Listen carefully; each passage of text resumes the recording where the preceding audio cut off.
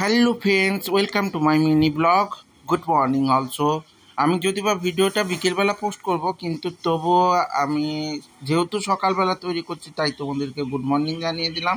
আমি চলে গেছিলাম ভাগ্নের আইবুড়ো ভাতের অনুষ্ঠানে।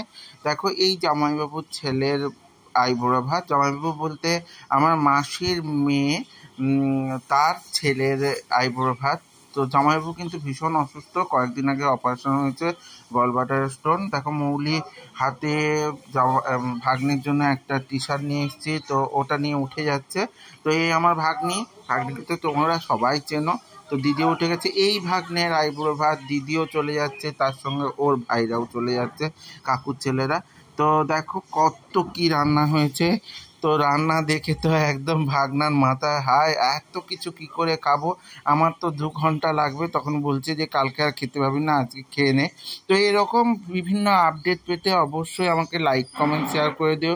আর ইউটিউব থেকে দেখলে অবশ্যই সাবস্ক্রাইব করে বেল আইকনটা টিপে দিও, নাহলে আমার ভিডিওগুলো তোমার সামনে আসবে না প্রথমে। তাই আমার সাথে থেকো, সঙ্গে থেকো, ভালোবাসা দিও, এইভাবেই জুড়ে থাকো।